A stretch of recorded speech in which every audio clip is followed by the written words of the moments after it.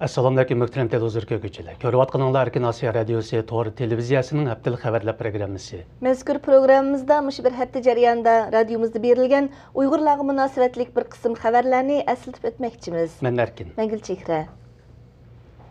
Xitoyning davlat bexatarlik tarmoqlari Uyg'urlarning Suriyadagi hukumatga qarshi o'qitish kuchlar sepida urush qilayotganligini ilgari surgan. Xitoyning Yer shari vaqti gazetining Xitoy bexatarlik tarmoqlarining so'ziga asoslanib bayon qilishicha, chet ellardagi Uyg'ur tashkilotlaridan Sharq Turkiston Islom harakati tashkiloti bilan Sharq Turkiston ma'rif va hamkorlik jamiyati Suriyaga a'zolarini avatib, Asad hukumatiga qarshi urushayotgan jihodchilarga yordam bergan. Xabarda yana Uyg'ur jihodchilarining Al-Qoida tashkilotining ta'limotiga asosan mazkur jangga qatnashayotganligi tilga olingan. Lekin Markaziy Turkiyadagi Sharq Turkiston ma'rif hamkorlik jamiyati Suriyaga odam avatganligini rad qildi. Fransiya, Germaniya va Amerika qatorliq davlatlardagi bir turkum Uyg'urlar bu qitim Qurbon hayit harpisida pul yig'ib 5-iyul vaqasida o'g'li Jo'rsi izdiraksiz yo'qolib ketgan vatandagi g'oyiblar oila tavobatlarga yordam qilgan.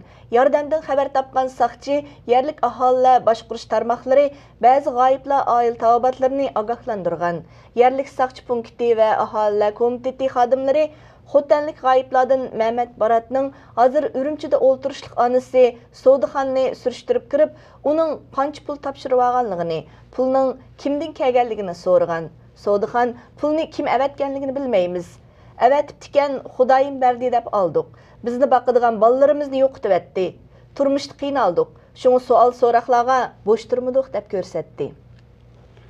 Dünya Uyghur Qurultayı Reisi Rabia Qadri Xonim Belgiyani ziyorat qilib, 29 oktyabr Yevropa İttifaqı, Belgiya parlamenti va hukumati bilan ba'zi muhim uchrashuvlarni olib bordi.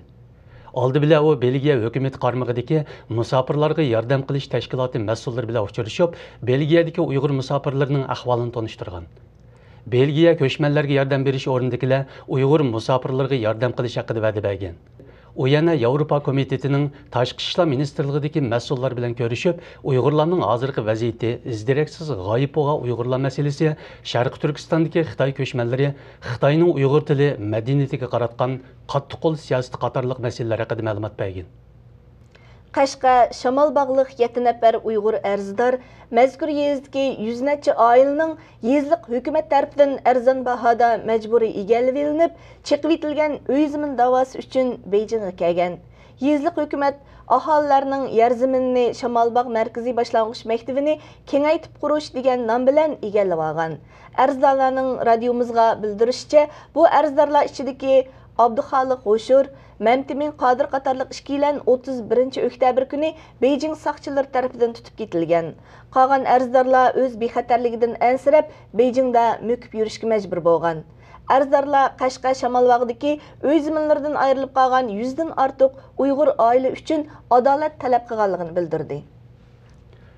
Türkiye'nin asaslı öktücü partiyalaridan biri bo'lgan Millatchi Harakat partiyasi Dünya Uyg'ur Qurultayı Reisi Rabia Qadri Xonimni 4-noyabr chaqiriladigan 10-navbatlik partiya qurultayiga taklif qilgan. Qurultayga Rabia Qadri Xonimdan sirt yana Iroq turkmanlari, Balqon turklari, Turkiy Cumhuriyatlari va Yevropadagi turk jamiyatlarining vakillari taklif qilingan. Millatchi Harakat partiyasining muavin raisi Muhammad Shandir Rabia Qadri Xonimning vezi rasmiyatlarini bajarishga minayotganligini bildirgan. Biroq Rabia Qadri Xonim taklifnomani kechikib topshirib olganligini, qurultayga ulgurolmaydiganligini bildirib, o'zining Turkiyada turishlik vakilining vakolatan qurultayga qatnashadiganligini bildirdi. Yaqında Yaponiyadagi O'rta Osiyo tadqiqot o'rni va Uyg'ur tarixi madaniyati tadqiqot uyushmasi qatorliq o'rinlar birlashib, Tokiodagi bir markaziy yig'in zalida Uyg'urlarning tarixi va Uyg'ur kimligi nomli doklad berish yig'ini uyushtirgan.